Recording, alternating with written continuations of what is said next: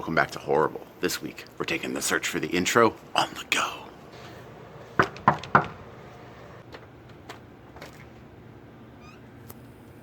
Hello, fellow human. My name's LonGo. I'm starting a door-to-door GoFundMe in order to try to afford an epic YouTube intro for my show Horrible. Oh, shit. Yeah, that's a really cool night. Well, that didn't go so well, which is probably exactly what the Galloways are thinking after their last debacle of insanity. Obvious spoilers ahead. I mean, if you haven't watched the episode, the hell you doing here? Alright, let's do it. Let's break it down. The NFL Week 1 fantasy football start and sit. Oh, wait, shit. The Slasher, Season 4, Episode 6, Breakdown. So we pick up basically right where we left off at the end of Episode 5. The Galloways are all debating about what they did to Florence. And when I say debating, it's basically Liv is the only voice of reason while everyone else is like, nah, fuck that, she's staying there. Oh, and Afra snips off something red and nibbles on it. I don't know what it is, but we'll add it to the list. That list is about to grow a lot this episode. Liv says they could all be arrested, and the Dread Pirate Grace basically says, not if you all shut up. And Vincent says he's not going back to jail. Did we already know Vincent went to jail? I don't remember. Let me know. And the scene ends with Liv reminding Theo that he was the one who wanted to wait till Monday when the police could be called, as Afra sneaks out the back. Christy, if you could only pay attention. Then we cut to Florence, still strung up in her little terrible piece of art. And right here I want to point out two things. A, Florence absolutely nails the sense of desperation, like her cries and the tone of her voice. And the score in this episode is fantastic. I think it definitely gives off the best slashery horror vibes. The Florence starts hearing noises and understandably starts freaking out. She hopes it's Vincent. Spoiler, it's not Vincent. But we do find out it's Afra, and when she sees it's Afra, she gets excited. Oh, Afra, you've come to set me free. No.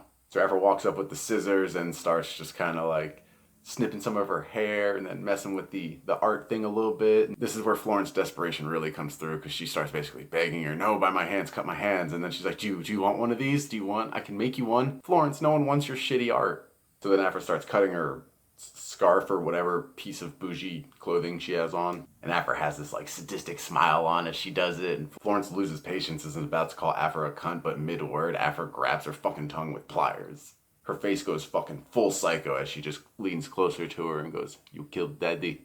Sure enough, Afra's sadistic ass snips off the tip of Florence's tongue. And it's gory. This whole episode is brutal as fuck. She's standing there bloody, very proud of her work as blood pours from Florence's mouth. And Afra being Afra, she just has to naturally indulge in the tongue de Florence. Damn it, Afra, you can't just eat Florence raw like that. You have to cook it a little bit. Fuck it, add it to the list. And that was just the intro. Back at the house, Christy finally realizes Afra's been missing. She says Afra does this a lot, go missing, and then they would find her hiding in the boiler room giggling. And Christy says Afra would do it just to see Seamus cry at the thought of her being gone. Christy realizes this game of where in the world is Afra San Diego is going to have to go outside of the house and tries to recruit everyone to go look for her. And everyone kind of surprisingly says, nah, we'll just have to wait till the morning. I mean, it's too dangerous, the killer might be out there. Then Christy tries to convince Vincent to give her his gun so she can go look for Afra. And he basically tells her to fuck off. Vincent's attitude in general just kind of enrages Liv, and she snaps on him, and they kind of start going back and forth and get into a shoving match. And at this point I'm like, Vincent, my man, I love you, dude, but you're like 0-3, so maybe just don't step. Luckily, Grace Klops is the only one that's being reasonable, and she's able to yell and calm everyone down and basically say, we're going to chill here and get some sleep till morning. Then we get a flashback that's especially fun if you're a fan of the series as a whole. So Meryl and a character we haven't met, or have we, bring Afra into the Galloway's house for the first time. Before we get into the fun tidbits about this, I just want to say I'm really happy for Meryl, because I think this scene finally makes it to where he officially has more screen time than his guts. And then our new friend is explaining to Afra, trying to, make her feel less nervous about the whole adoption process and being part of a new family and all of that. And at first you're just like, oh cool, look, it's series veteran Joanne Vanicola. Just give me a break, okay? Joanne then says she was also nervous when she met her wife and 2 kids, Jen and Connor. Wait a second, Jen and Connor? Why does that sound so familiar? Yep, that's right. That means that Season 3 and Season 4 share the same universe, and this is Joanne reprising her role as Amber from Season 3. That's so fucking cool. Amber says now they're just one all big happy family. Ah, how quick your life can be set ablaze. And the flashback ends with an emotional first meeting for Afra, Christy, and Slamus. Yeah, we get a lot of the Slayster in this episode. So it's the middle of the night and everyone's sleeping, and Christy wakes up and is basically gonna try to steal Vincent's gun. He stirs awake, grabs her arm, says that he thought she was gonna give him a handy, which is a great line. She threatens him with a first-class ticket to be Grace's first mate upon the pirate ship, and he willingly gives up the gat. Cut to Christy looking through the woods, and this is an inconsequential scene to the plot, but I just wanted to mention it because it's so, creepily atmospheric. This whole episode, as far as just, like I said, the atmosphere, the score, and everything, feels the most like a horror movie. Back to Afra and Florence, and Afra basically says, "You killed Daddy, he's the only person that loves me, no one loves me." She starts stabbing her with the scissors. Christy finally shows up and is able to stop Afra and was like, "What the fuck are you doing?" and gets the scissors from her and is trying to cut Florence free. She also realizes that Afra cut part of her tongue. Florence makes especially worried noises because in the distance, the gentleman is back. And Christy's freaking out trying to get Afra to help cut Florence away. Afra just seems to be fixated on the gentleman. Christy stops trying to untie Florence, pulls out the gun, and takes a couple shots at the gentleman. But she must watch a lot of Star Wars and can't seem to hit him at all. And I gotta say, ballsy move by the G-Man to just strut up like that. Christy apologizes, grabs Afra, and they take the fuck off. The gentleman creeps up to Florence. And I gotta say, for someone who just got part of her tongue cut off, she's enunciating pretty well. Wait, hold on, let's test this.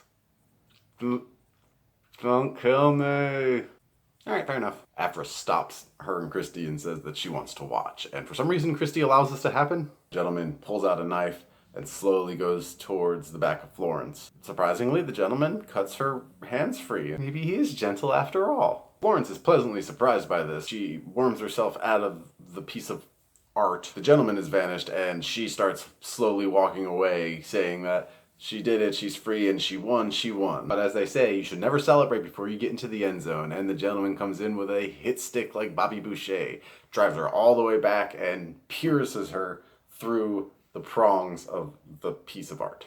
And to the delight of many of you, this is the end of Florence. The gentleman turns his attention to Christy and Afra, who for whatever reason are still just standing there. And then a really good chase scene ensues as Christy and Afra manage to make it to the bunker and shut it and lock it before the gentleman can get to them. After a quick, well-scored montage of Christy cleaning and searching, she then confronts Afra about what the fuck she was doing to Florence. Afra says she killed Daddy, and Christy's like, "No, that masked freak out there did." And Afra's like, "Wait, what? I'm bad," and then has herself an episode. Starts slapping herself. Christy is able to grab the medical kit and grab some kind of sedative and injects her with it, and she falls asleep. Quick flashback scene to Afra's first night staying with Christy and Seamus, and she wets the bed and then creepily is standing in their room and then basically like, "Let me sleep with you," and then she cuddles Seamus all weird. Flash forward and Liv is awakened by nightmares of the amazing gore that we all dream of seeing. She quickly realizes that Christy's not there and then wakes Theo up. Just in case anybody else noted this, I want to point it out just to get and clarify your suspicions. I noticed the bloodstains on Theo's shirt and thought, "Oh wow, are those new? Could those be from last night?" I went and checked. They're not. They're there in the previous episode, I believe, from Grace's eye. Liv and Theo decide they'll go look for them, and apparently Grace and Vincent don't really give a shit and they're just going to stay there.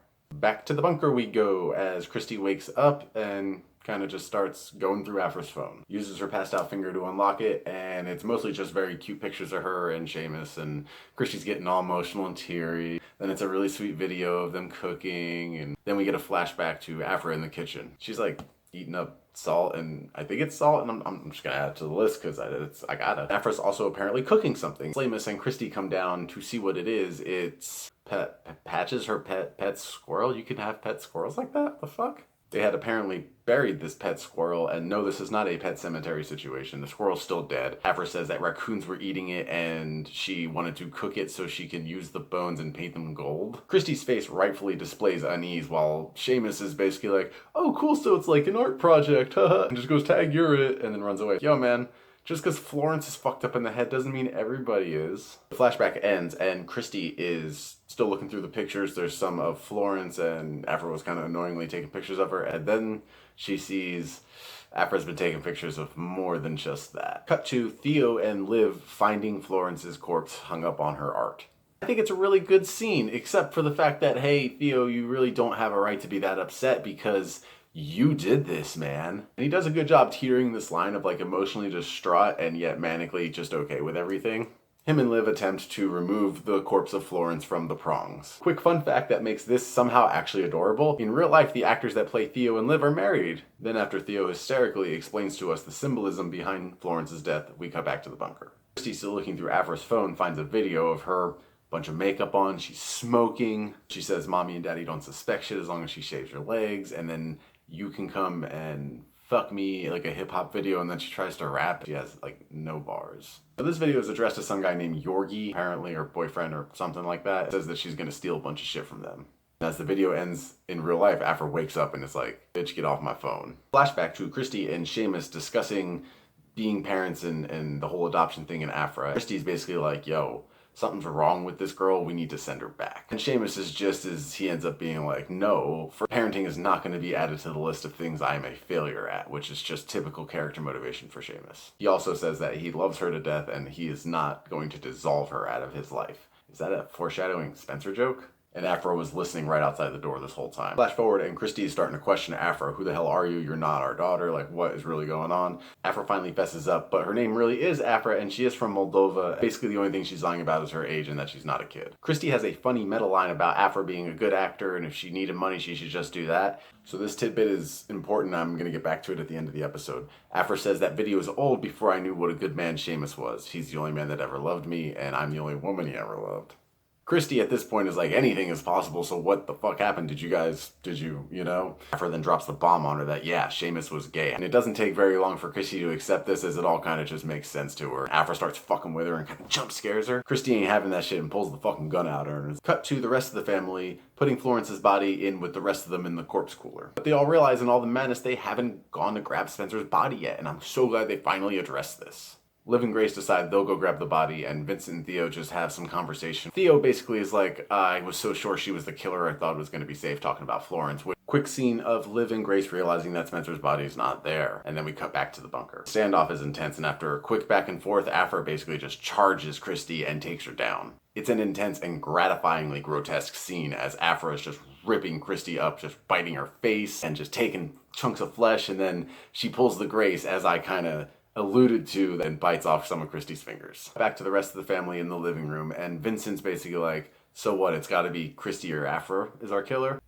They then proceed to infringe on my damn turf for the second time this episode. I can't talk about the first one just yet, but they did. They go back and forth discussing the logic on Christy or Afra being the killer. Guys, keep up. I ruled them out after like episode 2. What are we doing here? After a quick round of more classic Galloway accusation hurling, Liv decides they need to start a signal fire. They discuss what could possibly be big enough to burn and actually have people see it, and they come to the conclusion that it's going to have to be the mansion. Grace is a little apprehensive considering the value of the property and that she raised Jaden there and has a bunch of memories, to which Theo replies, and I quote, I'd be okay with erasing every trace of this place. Sorry, Grace. Afra, that's how it's done. They wondered if they'll catch the forest on fire as well, and Grace says we're just picking ways to die. Then we hear some footsteps, blood drips, and it's Christy, and oh my Lord, she's fucked up.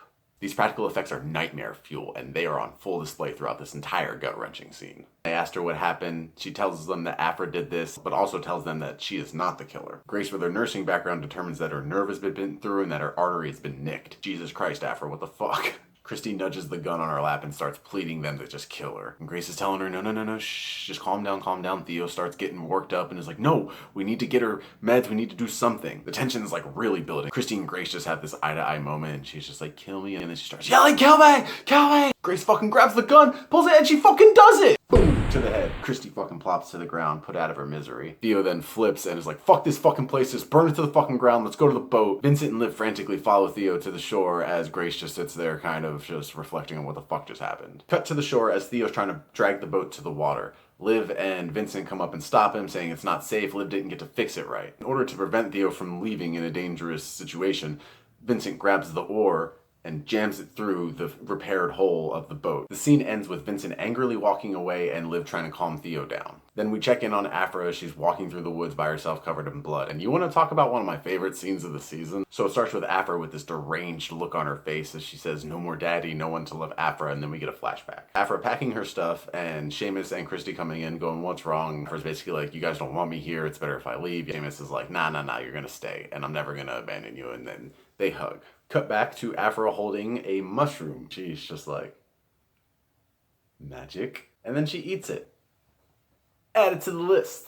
So then she's laying there on a log and she starts like tripping out a little bit. Really great use of color. A bunch of the leaves or flowers or whatever start turning purple. It's visually really outstanding. She's still tripping, just kind of walking around, and then we see the blurry gentleman in the background. After sees him, starts slowly walking over to him as the camera view just flips upside down in this really cool shot. The episode ends as Afra takes the gentleman's hand and as they walk away. So the reason I loved that scene so much is because it was very reminiscent of one of my all-time favorite movies called Braid. Where do we start? Well, R.I.P. Florence and R.I.P. Christy. I'm sure many of you are ecstatic about the end of Florence. I, for one, am a little upset about it because I just enjoyed the character so much. I found the overall treatment of Christy throughout the season very similar to how they handled Noah's character in Season 2. Noah's character in Season 2, without giving away too much if you haven't seen it, went through like the worst possible physical torture. The difference here is that Christie's was more of a mental or emotional series of just tragic events that just made you feel infinitely bad for her. One thing I found interesting about this episode was the trade-off of getting the gentleman back for also not actually getting any challenge. You might think that the challenge aspect of this season is completely over with, but I do believe that once we get down to our final two, there will be one last one. Now, it's time to update the suspect list. So a lot of people had Afra pegged as the killer or as a part of what's going on. Obviously, she is not the killer, but I do believe she might be key to what's still happening. But before we get into all of that, let's just go through everybody who we got left. Still not Grace, because why would she do that to Jaden? She only has one eye and was chased by the gentleman in the woods. Liv. Clearly not. She obviously had the showdown with the gentleman by the boathouse and is clearly our final girl, so not Liv. That leaves us with the two brothers. Get ready for this. I'm clearing Theo. Overall, the main reason I'm clearing him is I just think emotionally he was too all over the place and would be more stable had he be the killer. I was never too heavy on Theo to begin with. I just had to name him as number one because that's just how heavy the evidence was at the time. My heart always said no, though. Now we're back to who the show wants us to think it is right now, which is Vincent. Plenty of motive throughout the season to kill everybody that's been involved, plenty of opportunity, and he was the only one who knew that Christy was going to look for Afra with his gun. He also suspiciously disappears at the end of the last scene, only for then the gentleman to show up and encounter Afra in the woods. I'm not ready to completely rule Vincent out. He is definitely a heavy suspect at the time, but my heart's saying no. I don't think it's him. Yeah, I think we're going off the board here. First up, a new player has entered the game, and that player is Yorgi. Afra says in that video, "We're going to be rich," implying that they were already in on this whole scheme together from the jump. In the confrontation that follows, Afra also says that's an old video, that's before I knew Seamus was a good man. Maybe Afra cuts Yorgi off after a while, and he decides, well, I'm just gonna go over there and take what's mine any damn way. I don't think this is necessarily a heavy favorite either, because it sure wouldn't make a whole lot of sense how the gentleman knows about all the passageways, but it would explain why she goes hand in hand with the gentleman at the end of the episode as they leave. But you do also have to consider that that might not have even happened at all. That could have just been Afra hallucinating off the mushroom. Because here's the thing, yeah, they did a pretty realistic job of depicting a trip, but we still don't know if that's an actual, like, regular old trippy mushroom or if it's a poisonous one. She could just be still sitting there on the log dying, and the gentleman she visualizes as a metaphor for that death. So aside from our new entrant Yorgi, the other person I still want to highlight again is Annette. I know you guys are laughing at me. And I'm not saying that Annette is actually the one running around killing people, but I do think that she might have something to do with this and she might not actually be dead. I'm still holding out hope. Because we might only have 2 episodes left, but that's still a lot of room for twists and turns. So, let me know if I missed any important deets, and let me know your updated theories. Everyone's really been killing it on the discussion, and we have really explored just about every possible option who the killer could be, and I'm having a blast doing it, so keep it coming. So until next week, I hope everyone enjoys the first week of football if you're into that kind of thing, and if you are, unlike my team, I sure hope your team season isn't horrible.